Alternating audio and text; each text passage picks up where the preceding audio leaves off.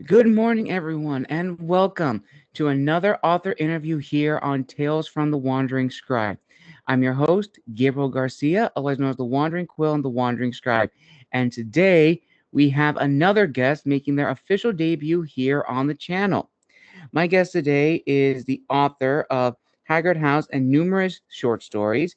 She is also the vice president of the board for the California Writers Club Orange County branch and has been a volunteer juror for the Scholastic Writing Awards since 2021. In addition to writing, Elisabeth enjoys learning Japanese and fermenting foods of all types, mainly kombucha. She also pretends to enjoy exercise related activities such as kayaking and running.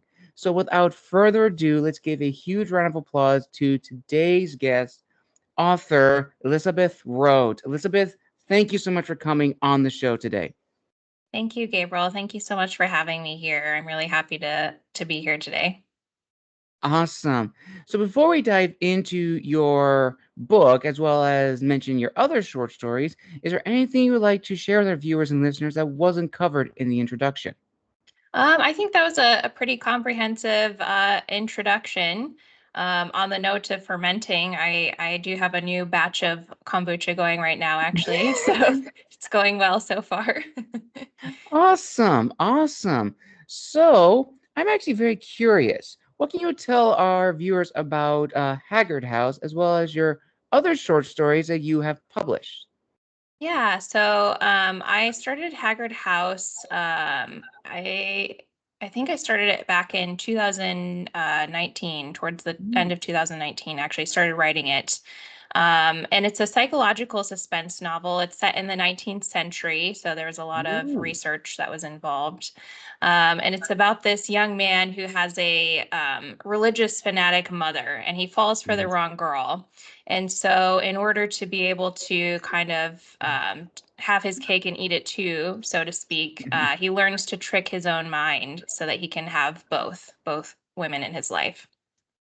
Ooh, I like that. I really do. And I don't know why my brain thought to this, but it kind of almost reminded me of a little bit of Carrie and Bates Motel. I don't know why those two specific combinations, when you said fanatical mother, that instantly reminded me of Carrie. For anyone who's seen both the original and the remake, you know what I'm referring to.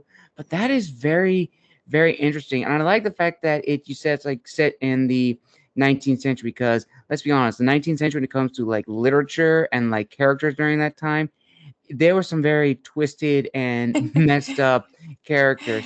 So that brings my another question, Elizabeth. So were you always a creative person growing up? I mean, from your bio, you're learning Japanese, you're gardening, you're doing all these other activities. You're also part of numerous writing circles. So were you always a very creative person growing up, or did that come about later in life?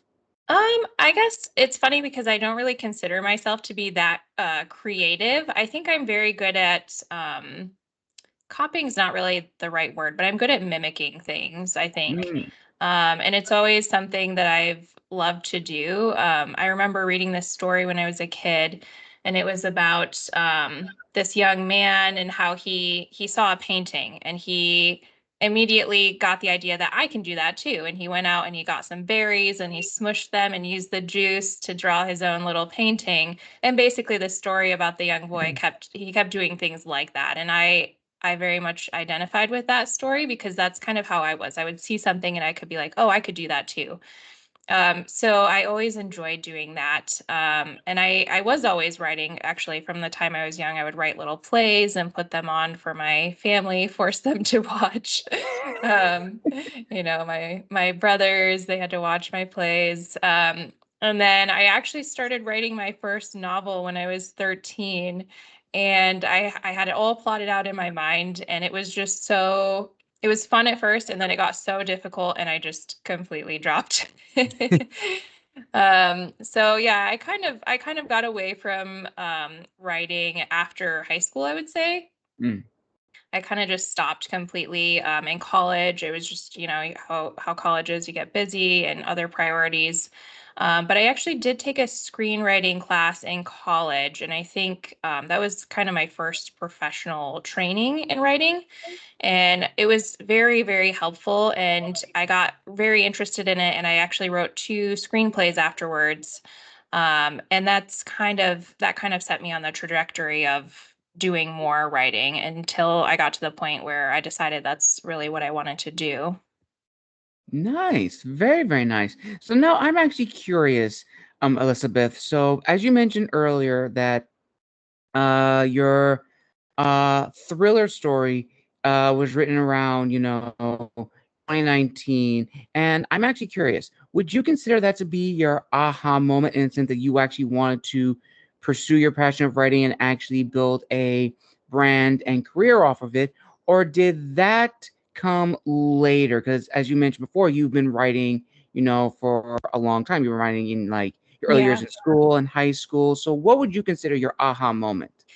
I would say my aha moment, it actually came before I started writing Haggard House. So before I wrote Haggard House, I wrote actually 2 other novels, which were quite horrible. No one ever needs to read them.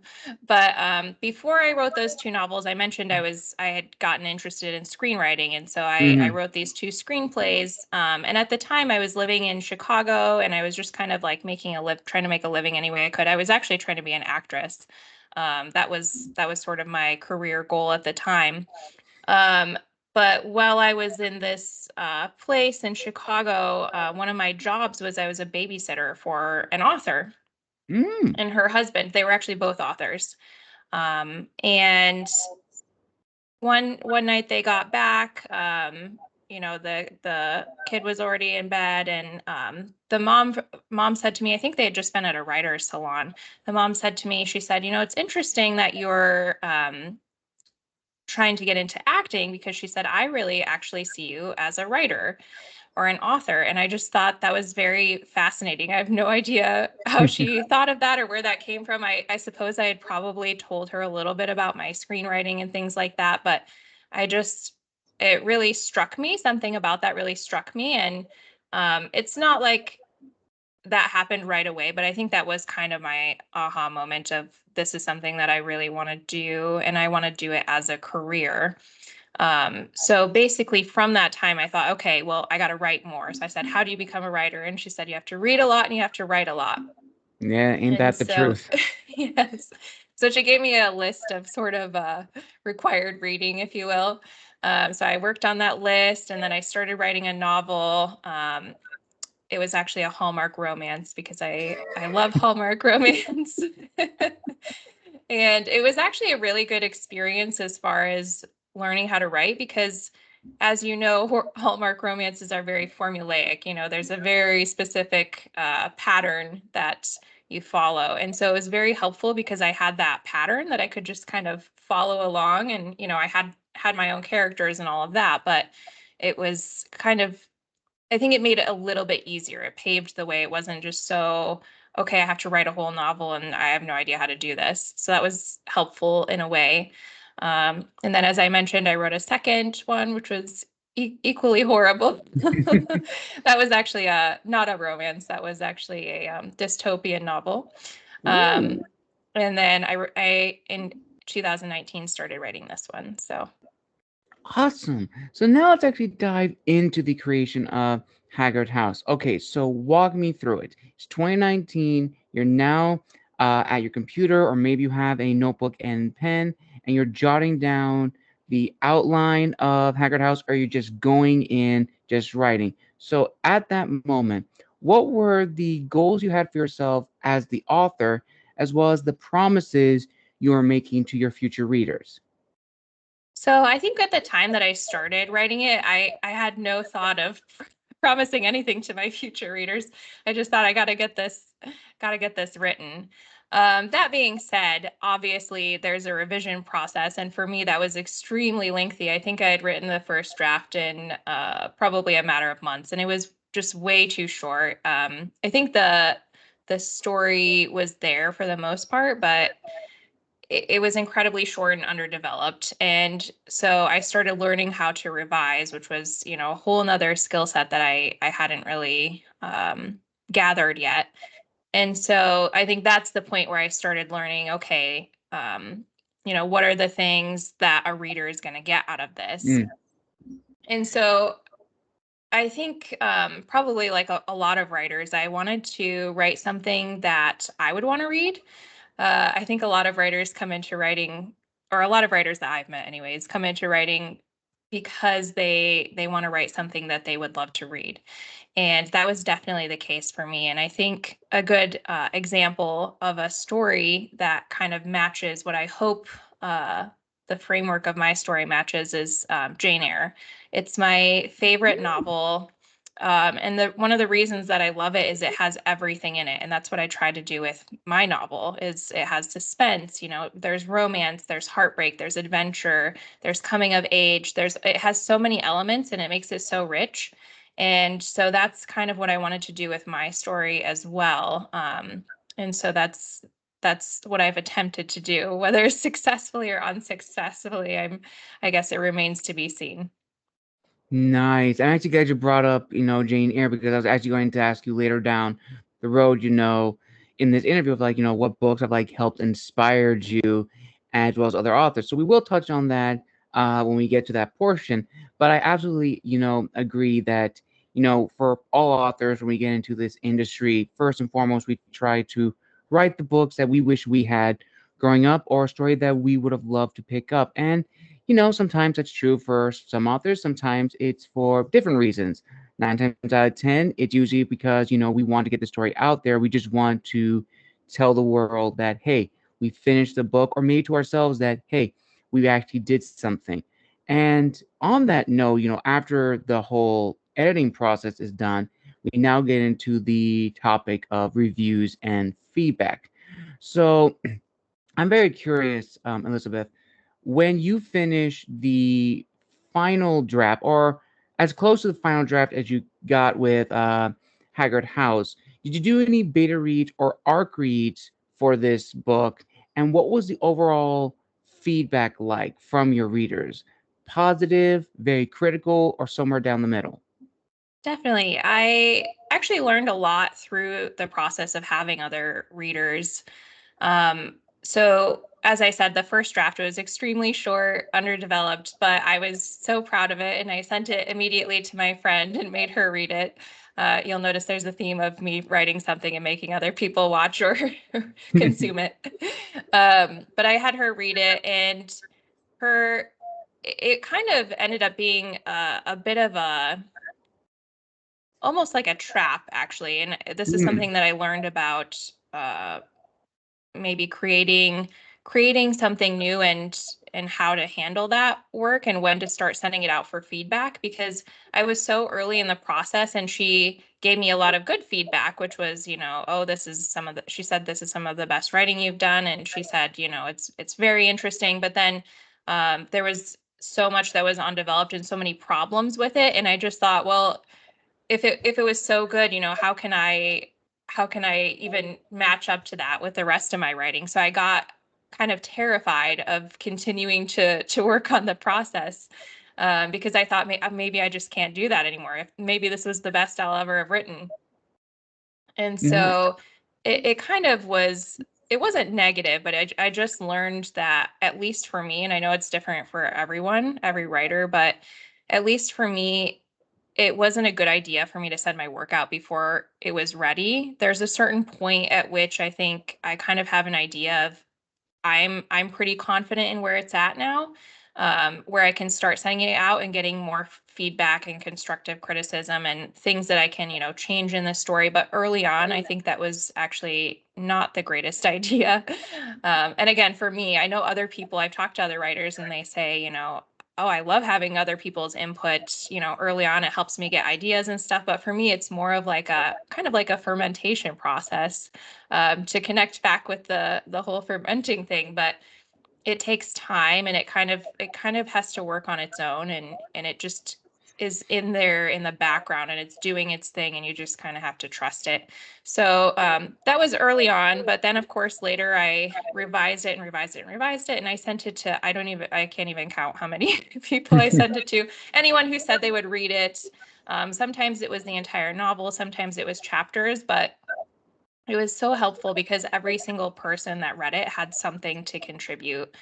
And yeah, there was, a lot of helpful things as far as making it better. And then also good feedback too. People said that it was compulsive. They wanted to keep reading. They wanted to get all the way to the end. They couldn't stop reading. Actually, my friend gave me, I wrote it down. She gave me my favorite feedback on it. She said, reading it felt like a treasure hunt, except all the clues are Ooh, horrific. I love that. I absolutely So love that. me too. Yeah. So that was my favorite feedback on that.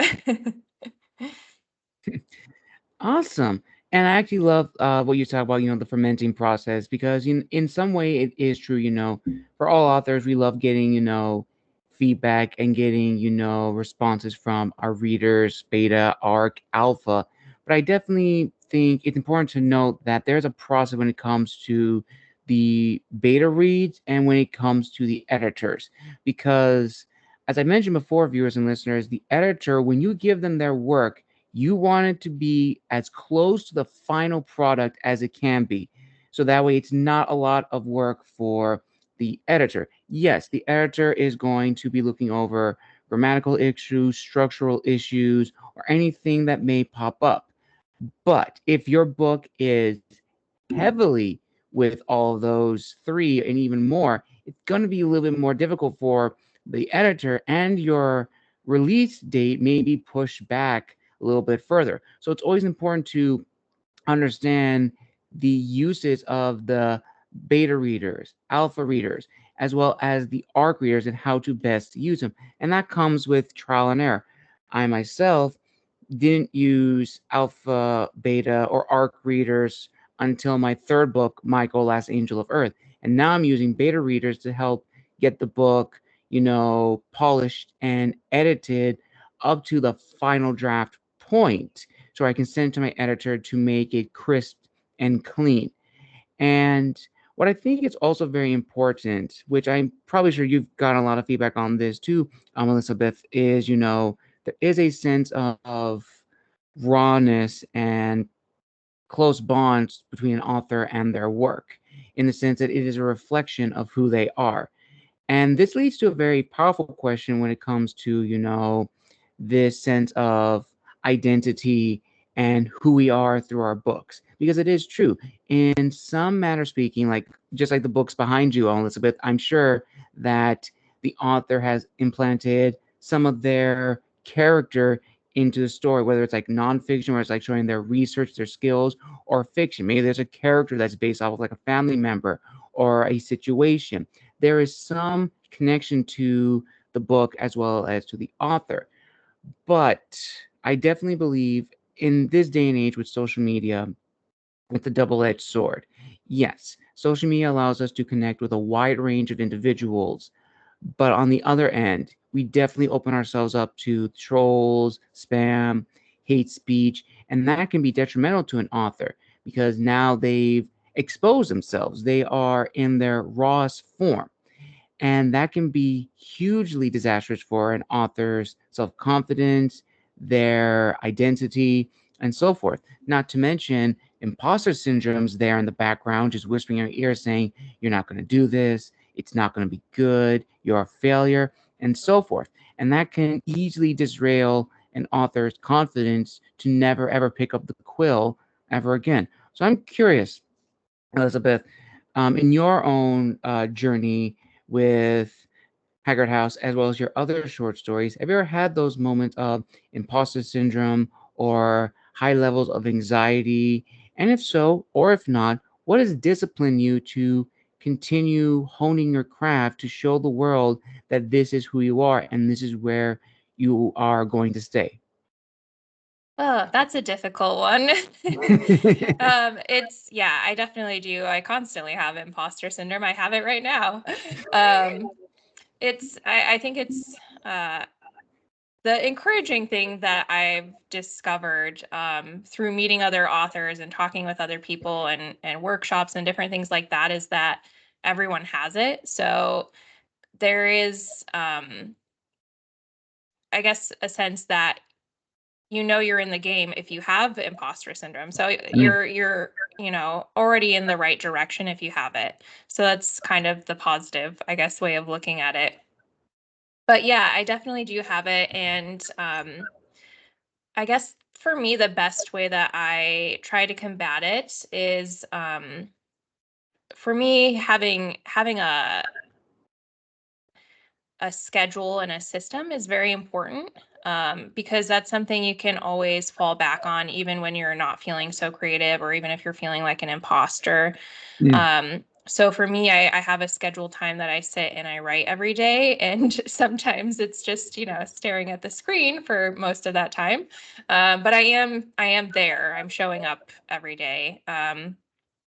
And so that's been extremely helpful. I'm probably going to completely slaughter his quote, but Stephen King in his book on writing said something very interesting, which was something like, again, I'm sorry if this is totally messing up his quote, but it was something like, even on the days that he didn't feel inspired to write something, he would write anyways.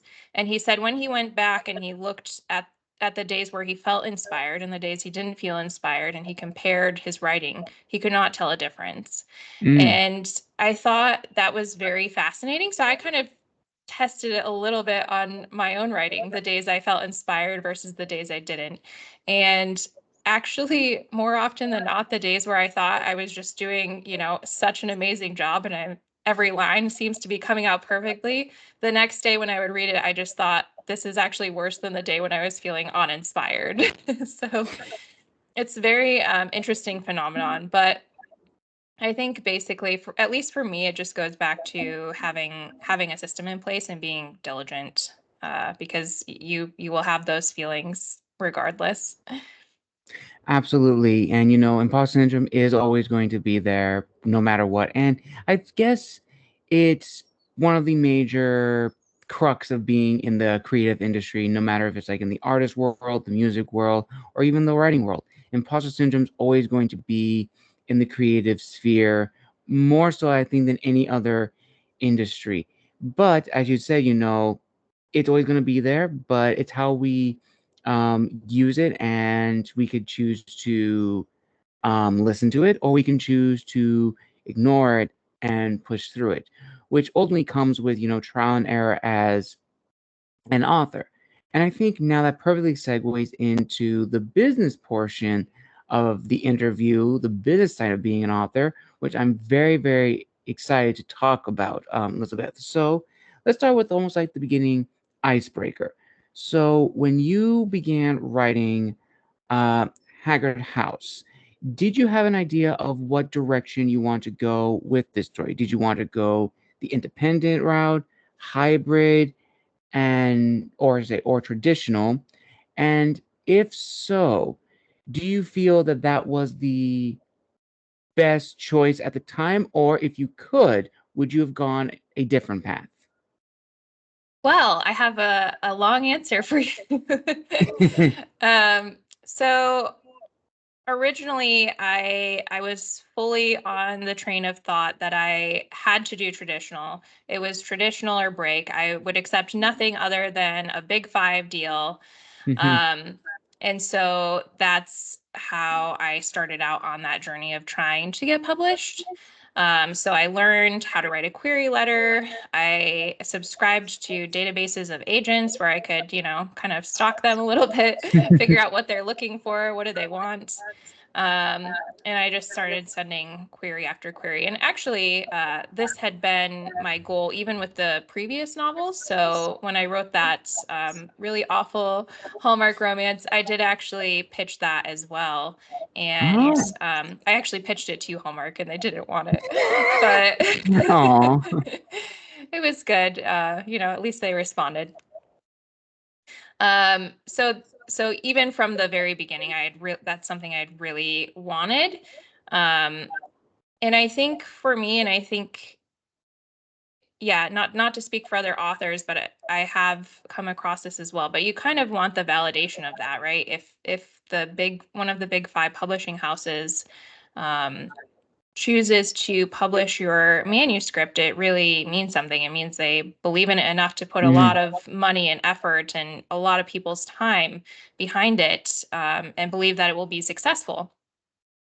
So that was something that I really was wanting and looking for. And as I continue to pitch, it's a very lengthy process. Hmm. It can take months. Actually, it was kind of funny. I just got a couple of rejections to a query letter I sent about a year and a half ago, a couple weeks ago. Um, so it's a very, very lengthy process. And I just kept pitching and pitching, and I just felt like I was getting nowhere. I did have a couple of times where I got, some encouragement. I got agents that requested to read the work, and then it kind of just petered off. Either they said no, or and not a lot of feedback. So it was kind of a frustrating time. And during that time, I actually entered to get into a workshop. With this author. His name is Richard Bausch. He's a really incredible author. Um, and he does a local workshop. He actually does it through Chapman University. Mm. So it's for the community specifically. So if you're a student of Chapman, you can't get into it. So it's just for community members. So I applied to get into that and thought I hadn't gotten in, and I was just, feeling down, all these rejections from my query letters, and everything just seemed to be going nowhere. And then a couple of days before the class started, Richard called me and he said, "Hey, I liked your work and you're in the class." So I was like, "Okay, I'll be there." But actually, that being in that workshop was the beginning of getting some level of confidence in maybe not feeling like I had to go the traditional route anymore, Mm. because I workshopped some of my novel in that workshop and got really good feedback. Um, and it started to give me some confidence that, okay, because when I was querying, I thought it must be the novel. The novel itself is just not good. It's not good enough, and that's why I can't get anywhere with it. Um, but because I was getting good feedback in the workshop, I thought, okay, well, maybe it's not that. Maybe it's just not the right time. There's so many factors in publishing. You have no idea what's going on behind the scenes. Um, Absolutely. yeah, so I just thought, okay, well, maybe it's not absolute garbage, like the other two. um, and I thought, maybe I could actually do it myself. And it's very interesting because my whole life I've had this bit of entrepreneurial spirit, and going back to being, seeing something and wanting to try it myself. I had actually tried to start a business back when I was, back during the time I mentioned I met that author who suggested maybe I should be a writer. I was trying to start a small business, and I just thought, you know what, I actually have the interest. I have some of the skill set, not all of it, but I have some of the skill set to do something like this, and I thought this could actually be a very fun challenge. And because I had gotten the, good feedback during the workshop, I didn't feel like it would be a bad thing to put my book out into the world. I didn't want to put something out there that was not good. But I was like, okay, maybe it's good enough, that I can try it. And so I actually completely switched gears 180 degrees. I completely stopped sending out query letters. Um, Actually, that's not true. I did give it another shot. I thought I'll give it one more chance. I sent out 100 more query letters before giving it up.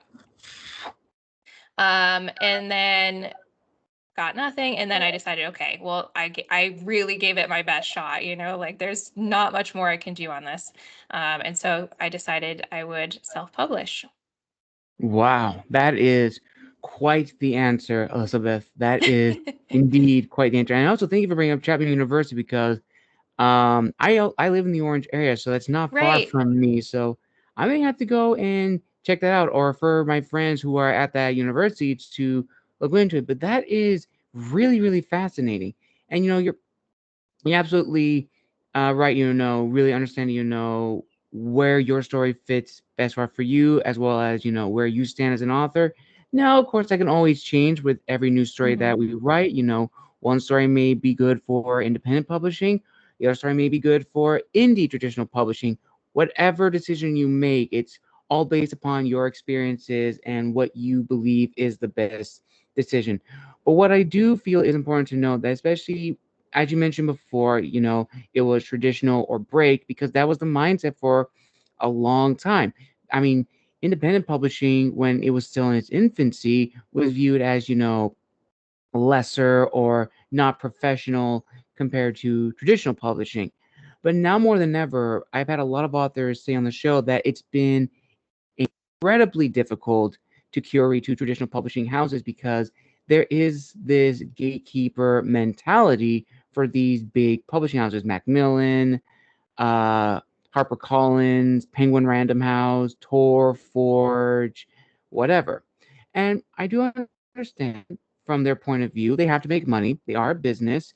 And if a book is not going to make money, it's not going to generate capital to reimburse them for all the time they've put in the marketing, the edits, the artwork, etc., then I can see why they may be hesitant to accept a book from an unsolicited author. But with that said, it is very, very challenging and can also be another deflating moment. But during these parts, I always like to mention that, as one of my guests mentioned before, reach out to small indie press houses because there's a plethora throughout the United States. Some of them have had longer careers than HarperCollins and the big titans on the East Coast. So never be afraid to reach out to the small presses because you never ever know. And also, what I want to talk about is one thing I think we mentioned earlier in the beginning, and that is, of course, the audience and the readership. Because when we write a book, viewers and listeners, when we authors sit down and type our story or write it out, we are the target audience first and foremost because we know the story better than anyone else. With that said, when it comes to publishing it, we really have to switch off our writer's brains and go to the business brain. And what I mean by that is we now have to figure out, okay, who is this book marketed towards? What age category? What genre or subgenre, etc. So, Elizabeth, I am very curious to hear your thought process on this. So, for Haggard House, did you have an idea of who your audience was? And in your opinion, when should an author consider their audience? Before the publishing stage or after the publishing stage? Well, it's kind of funny. It's a little bit of a catch-22, I would say. In an ideal world, of course, you would sit down, if assuming you want to sell a book, you would sit down and Mm, you would say, who is my ideal reader? That's basically what you would do when you're starting a business, right? Who is my ideal customer? What are they right. like? What do they want? What are their needs? What are their pain points? That's what you would sit down and you would make a list of those things and you'd figure out, you might even make, a kind of cartoonish character, not a cartoon character, but a persona of someone who would be your ideal customer. So in Right. an ideal world, as a writer, before you write any book, you of course would sit down and do this.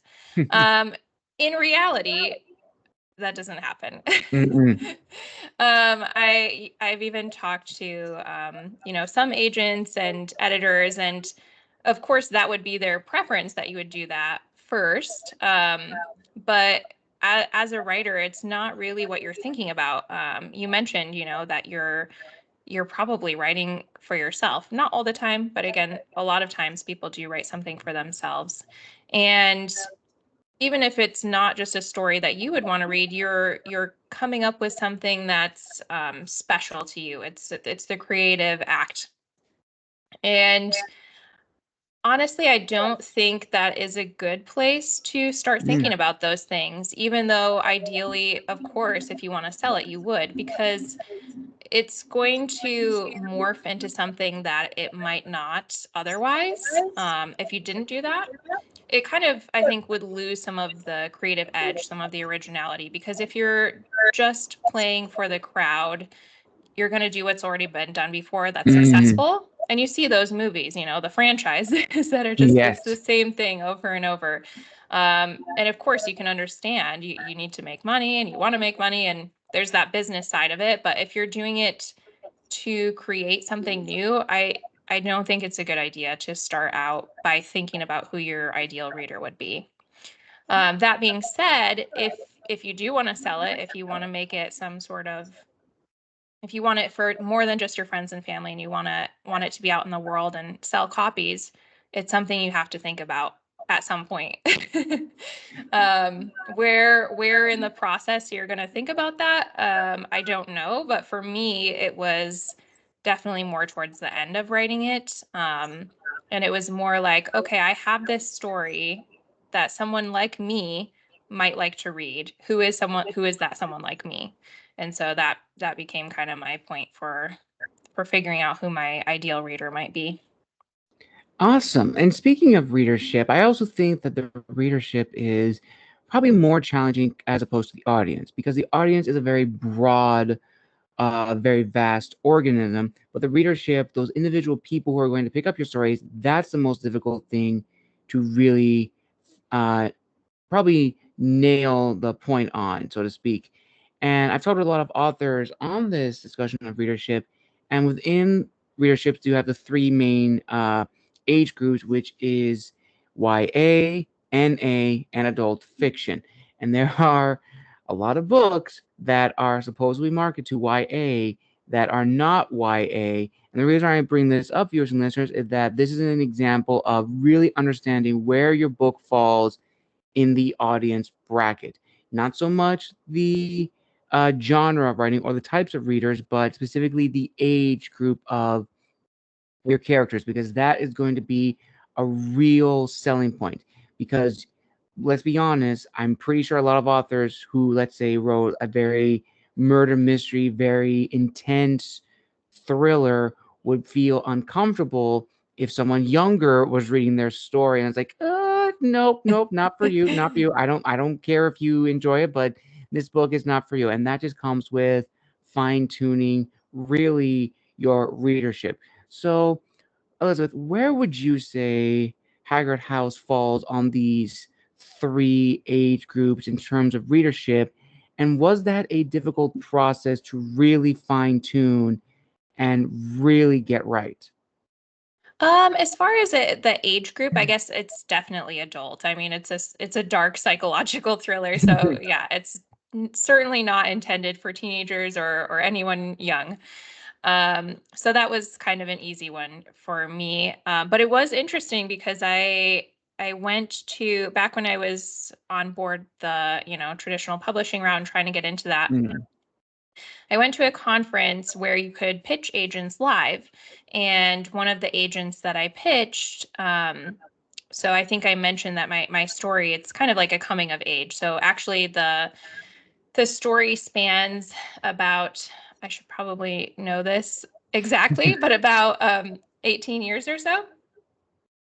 Is that right? No, that's not right. I just totally made that up. I can think about this. So it spans about 11 years, I believe. Um, and so it's basically from the young man that I mentioned, his childhood, and then he grows up and becomes an adult. And one of the agents that I pitched to, he looked at me when he said, "How old is your character?" And I said, "But he grows up over the course of the story." And he looked at me and he said, "That's not an adult that's not an adult novel." And I Mm. was very shocked. And he said, "It's not an adult novel because your character needs to be 18 plus for it to be an adult novel." He said, "You can't have even if the character grows up, he can't start as a child." And I thought that was very interesting. And this actually circles back a little bit to what we talked about, with having your ideal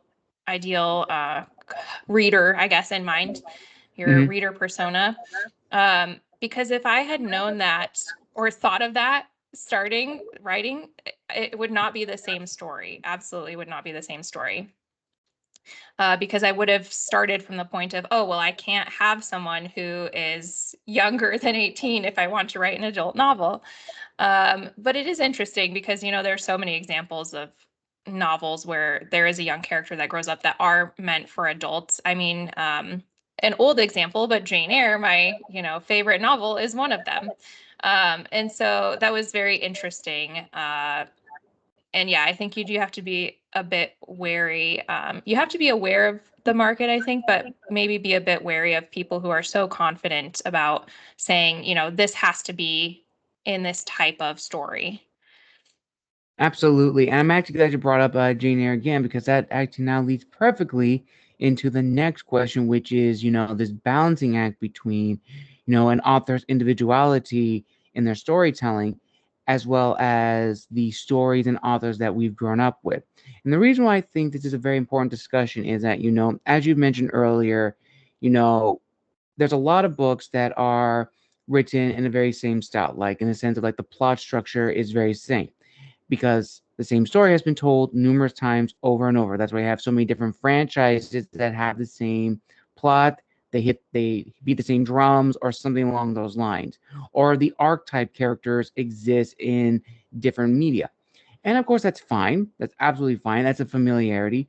But when it comes to authors, this is a two-part question. It's a very difficult balancing act. So, for the first part, Elizabeth, uh, when you began writing your story, how did you balance your individuality as the author while also showcasing in some way the books and authors that you loved growing up? I guess for me, when I was writing, I really, even though I said I'm not creative, I said that earlier. I do have an imagination. What I guess I just don't consider it that creative, but I do have an imagination. And when I would sit down to write, I would try to get lost in that world of what I was writing. And so I don't think there were moments where I was consciously thinking, oh, I liked this from another story, I'm going to pull it in. I don't think it was ever like that. I think it was always more subconscious. It's more like you have these stories in your mind that you've read. You've had these experiences in your life. You've met certain people, and they kind of ferment. They swirl around in there, and they, in your imagination, they're somewhere back there, and then it becomes something new, and it comes out onto the page. And I read something. I have all of these pseudo quotes that I can't tell you where they came from. I'm not sure if they're accurate, but I did read a book about creativity, and I think they were trying to discover, where does creativity come from? And basically, one of the maybe hypotheses was that it's a collection of all of the things that you've experienced or known or that you've come into contact with. And suddenly something between there, some of those points connect and it becomes something new. And I think that's how it was for writing for me, because I had all these things, floating around, and then just something, I had an initial idea and something sparked. And then from that, you know, sometimes difficult, sometimes easier, but something came out of that, something new. I don't know if that answers your question. No, that actually does. That actually really, really does. And now the follow-up to this question is one that I think is very important to discuss. So I'm sure you've seen books, as a reader with a tagline, so and so meets so and so. In the case that I can think of, Victor Milan's Dinosaur Princess series, it's described as Jurassic Park meets Game of Thrones. From a reader's perspective, that's enticing, that's interesting. If you've never read either books, you at least have an idea of the source material in some way. From an author's point of view, that doesn't really help us because it pigeonholes us or boxes into one style of writing, our approach to characters, and an expectation that may be unrealistic because we can't write George R. R. Martin. We can't write like the author of Jurassic Park. It's true.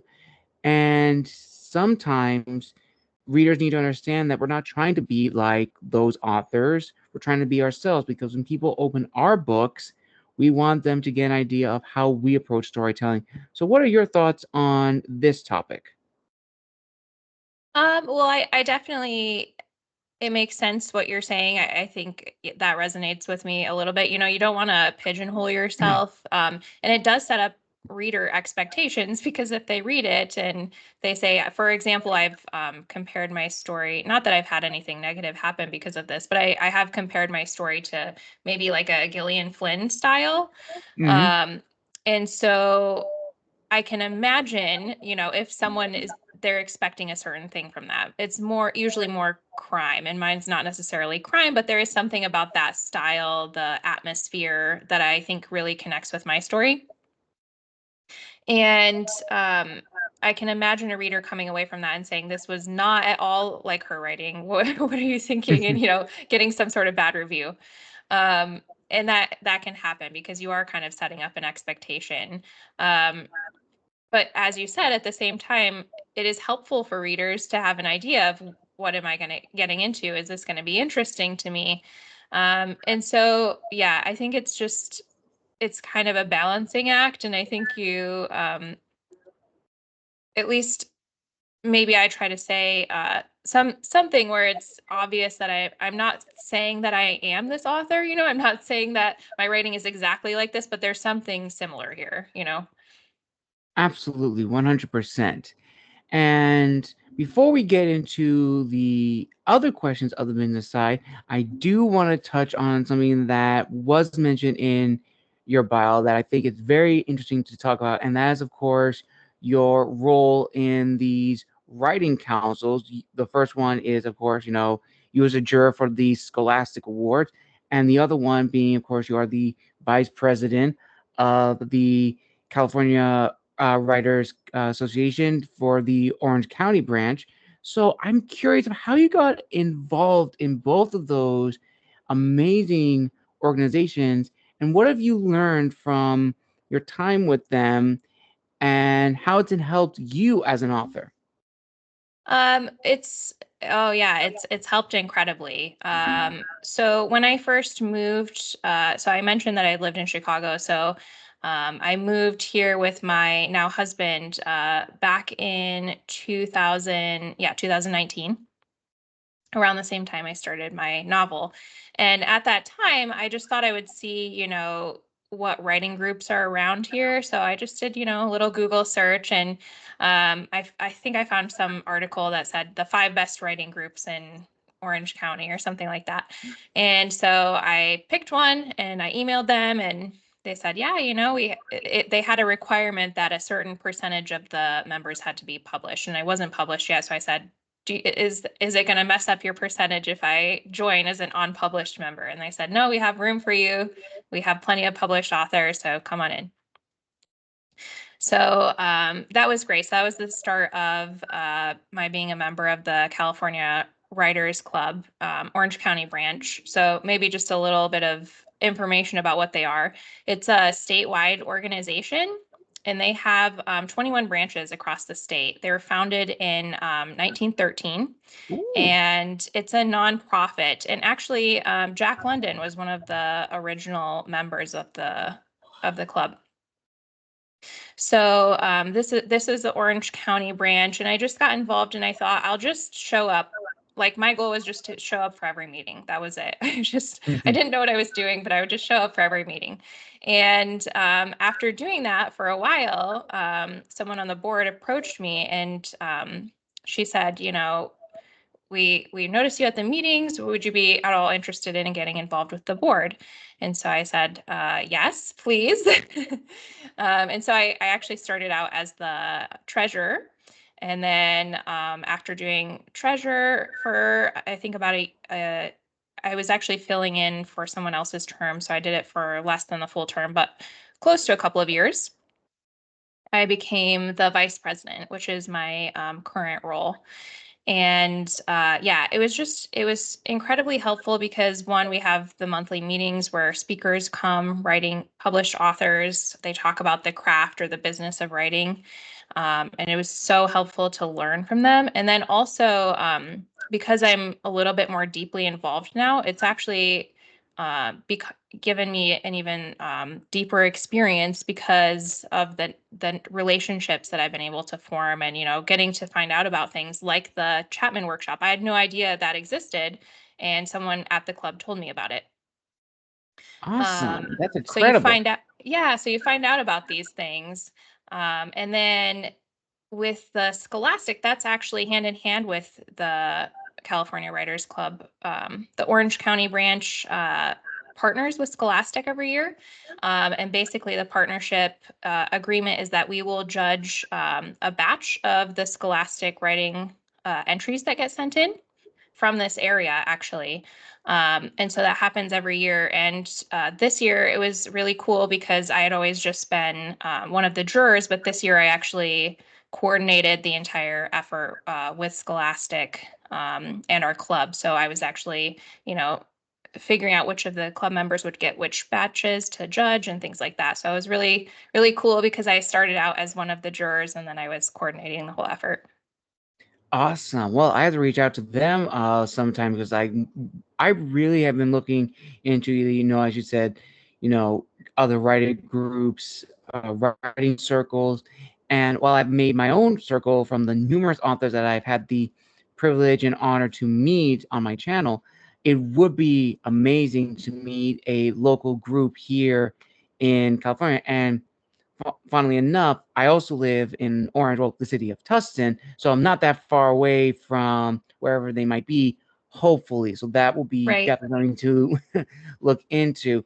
And also, here's a fun little question that I've recently discovered, and I'm very eager to hear, my guest's thoughts on this. So, an old guest of mine posted something on her social where she said that during the lockdown, during quarantine, during the years of COVID, 2019, that was the golden age or the rebirth of creators, specifically independent authors, because there have been a plethora of authors who emerged from that period. I myself being one of them.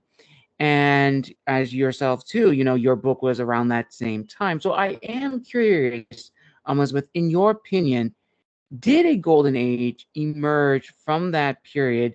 And do you feel that golden age essence in some way from the other authors that you may be seeing on social media or interacting that are just popping up, especially on Instagram? Because there's a lot of authors who are on Instagram promoting their work. Yeah, well, I can give you my opinion. I certainly don't have anything statistical to back this up. Okay. But basically, when I started writing, this was back in Chicago. I probably started writing more seriously, I would say, around I want to say around like 2016. So Mm. at that time, I had no, I was just doing it by myself. I was writing these novels and things. It was completely by myself, other than the, family that I babysat for that were authors that I, just talked to very short periods of time. So I had no author community. So I think I'm a little bit maybe biased when I say because I didn't start to get my author community until I moved here, which was in Mm. 2019. And then, of course, everything got shut down. The club actually was, I think at the time I joined it, they were doing Zoom only meetings. And it was a very small club at the time. The OC branch was. But I did notice, I can tell you what I've seen afterwards. And again, you have to Mm. remember this is biased because I had no writer community before, so I have nothing to Of course. compare. But after all of the lockdowns ended and we were able to meet in person again, I mean, there were a couple of factors involved. We had a great president at the time, and we still have a great president. We have a great new president who's continuing this trend. But basically, our membership started to really grow after that, and it's been growing and growing ever since that. Actually, I think just a couple of days ago we hit number one. Our branch is the largest branch in the entire state now. Um, Wow.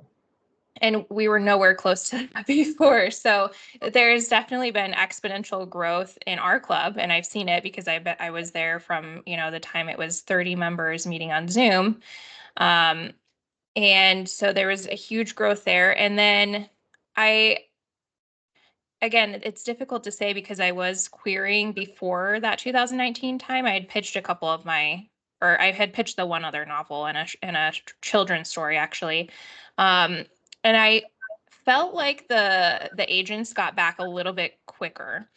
Um, after that one that I finished after 2019, I forget what year I started pitching it. I think I started pitching it around maybe 2021. It seemed to have changed a lot as far as how quickly agents got back with you, as in, it wasn't a couple of months anymore. It was 6 months or never, more often never. Whereas before it seemed like they were slightly more responsive, slightly quicker. Um, and I think that that is partially due to a deluge of authors sending their work, so they're completely overwhelmed. And so in my mind, at least, I think people were writing a lot during that time. Everybody who thought, I want to write a book, and now suddenly you have the time to write a book and the energy. So I think that's probably the case, that a lot of people did write books during that time. But again, that's just my opinion. I have nothing to back that up. Absolutely. And it is very, very true. And a lot of authors did emerge during that time. But in that period, I definitely feel now more than ever, congratulations to all the authors who have emerged during that time and created their stories. That is a huge achievement. And I love the fact that the publishing community is now home to new and talented authors. But I definitely feel it's important to note that in this industry, here's a hard pill to swallow. There is no guarantee your first book is going to give you everything you want. And what I mean by that is it's a 50-50 chance, because in the publishing community, there are two roads: to be an author, to be known as an author. One is dedicated to the story, the other is dedicated to marketing. Both have the end goal of being, world renowned authors. That is the grind. That is the ultimate achievement we all want, whether you're indie, traditional, hybrid, whatever. But I definitely feel for first time authors who emerge during this time, the second path is the most enticing. But it definitely leads to a lot of unrealistic goals and expectations. And as I said before, in this industry, there is no guarantee your first book is going to give you everything you want.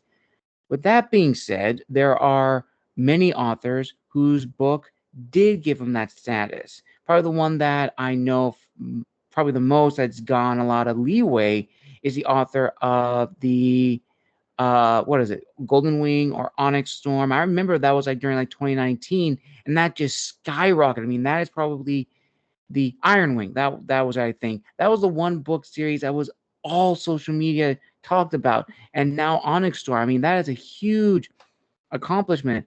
But with that said, generally speaking, you have these highs and lows for a lot of other authors, and that could be, again, detrimental to them.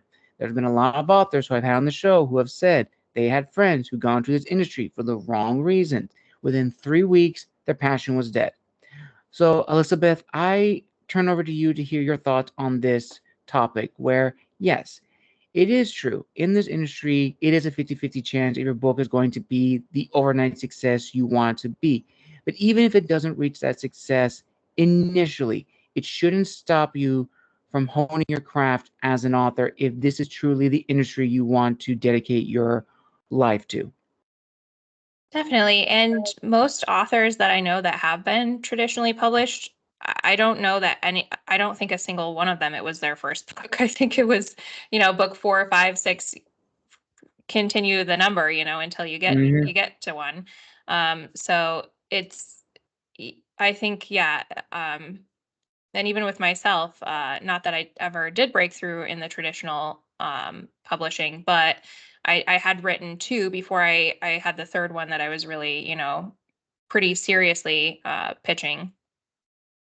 And so, yeah, I think there can definitely be some expectations built up. I think it's easy to think um, because I guess speaking now of more of the independent route, I think it's easy to think that you can write something and put it up, and then it's going to find a readership, and it's going to, go wild, and you're going to be wildly successful. Um, but in reality, there's such a slim chance of that happening, because there's so much work that goes on behind the scenes in marketing a book, or, getting a readership, that it's just, I think it's a very easy trap to fall into, to think that, oh, I've written something, now I'm going to publish it and I'm going to become wildly successful. And of course I thought that in the beginning. I wrote my Same Hallmark here. romance and I thought Hallmark wants it and they're gonna, I'm gonna be set for life. Yeah. But that, is very, very true. And, as you just said, it may be your sixth, seventh, 10th book that gets your name out there. And one thing I like to add to that is grit transforms into talent. Because I guarantee you, the books we've read growing up did not start off as these money makers. They went through a series of edits. And generally speaking, I'll give an example. My favorite author growing up was Brian Jacques, still is to this day. For those who don't know, he is the author of the Redwall series, Kid Game of Thrones, as I like to call it back in the day. And even though chronologically in his series, Lord Brocktree is the first book, the book that most people know him for is, of course, the Redwall series. And then following that, you had Max Mayo, A Story of Redwall, and then, of course, Martin the Warrior. Those three books out of his 22 book series, which is the only series that I have read from beginning to end, are the ones he's most well known for. And also, those are the ones that were made into TV shows on PBS. But the point I'm trying to make, viewers and listeners, is that it takes time. Your first book may not be the book that gets your name out there, or it may. Whatever happens, you just have to grow and really fine tune your craft because we get better as time goes on. And another thing to add to that is, of course, networking and connections. As I mentioned before, in 2019, and again, this isn't like a statistic, but my own personal opinion, in 2019, after interviewing, so many different authors, I'd come to the realization that a lot of them started from Instagram. In fact, if you can go onto my channel right now, almost all the authors that I've interviewed thus far have been from Instagram and started during lockdown, even if a few years before that. And it's just incredible. I've learned so much from them. They've given me a lot of great resources. They've helped me grow along the way. And I in turn reciprocate because that is the beautiful thing about this community is that we always help one another. So, Elisabeth, for you, are there any people you want to give a personal shout out to who have helped you along the way, who have helped you understand the business a little bit better, and have been by your side, in your corner, cheering you on, and giving you all the confidence you need? Yeah. Writers specifically, or just anyone? Anyone, authors, writers, people who have helped you, anyone who has Yeah. helped you on your journey as an author. Well, I mean, I guess uh Richard Bausch that I mentioned, I mean, he's a world-class writer, and he's just been so encouraging, and he's just so generous with his time and his knowledge, and he's had so much experience. And for someone like me that hasn't had all of that, um, to be able to get that from someone who's so established, it's been so incredibly helpful and so encouraging, as I mentioned before, with being in his workshop.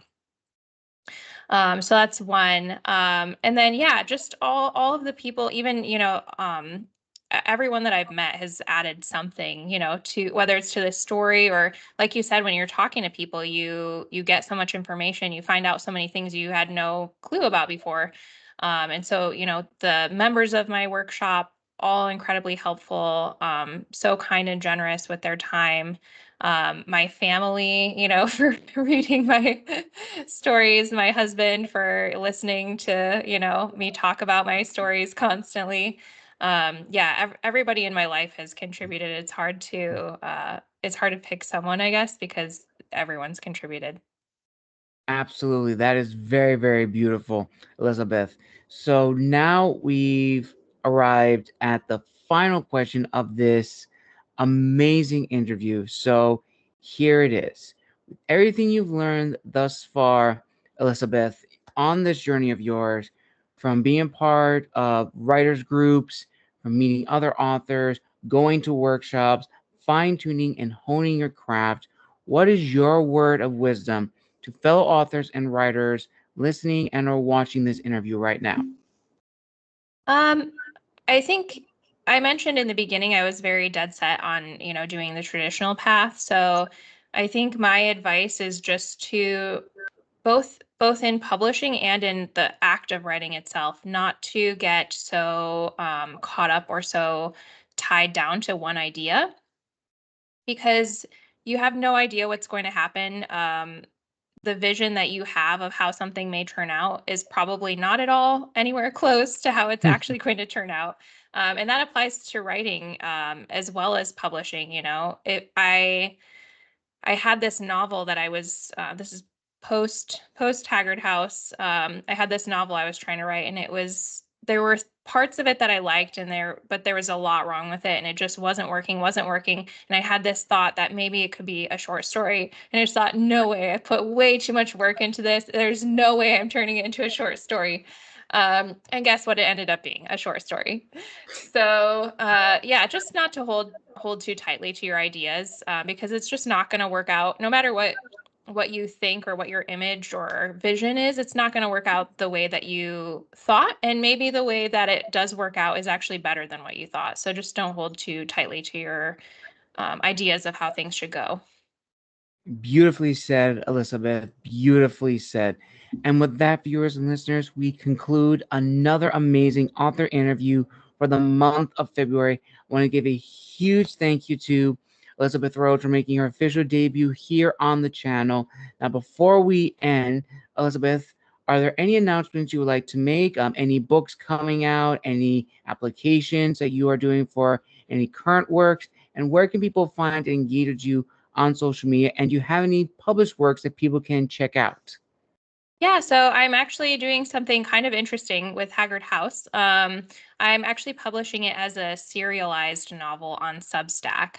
So I am right now going through a very a much tighter editing process of the novel, but the current version I'm publishing on Substack. So I publish 2 chapters every week. You can join at any time and read all of the previous chapters that have already been published. And that will conclude at the end of May. So you have any time between now and the end of May to jump on there. And that's elisabethrhoads.substack.com. And it's totally free. There's no cost at all involved. I'm also on Instagram, and I have a website, elisabethrhoads.com. Awesome. I will link all that down below in the description of this video. And also for my own announcement to viewers and listeners, make sure to check out Audio Mazes down below. We are looking for new writers and new editors, narrators. We are building our team. It's growing exponentially. So if you are an author looking to get into the audiobook industry, but have it be a little bit different than traditional, where it'll be screenplay narration, immersive screenplay narration with varying choices, then definitely check out Audio Mazes down below and submit an application. We would love to have you on board the team. And with that, viewers and listeners, we officially conclude this amazing author interview. Again, a huge thank you to Elisabeth for coming on the show and telling us all about her book and what she's been up to. And we cannot wait to see what the world has in store for her. And hopefully, we can have her back on the show sometime soon, possibly discussing another work in progress. Make sure to follow her on her social media and make sure to stay up to date with my newsletter as well as Instagram. And as always, viewers and listeners, make sure to like, comment, and subscribe down below. This is the Wandering Scribe and the Wandering Quill. Thanking you all and wishing you a wonderful afternoon, evening, morning, wherever you are in the world.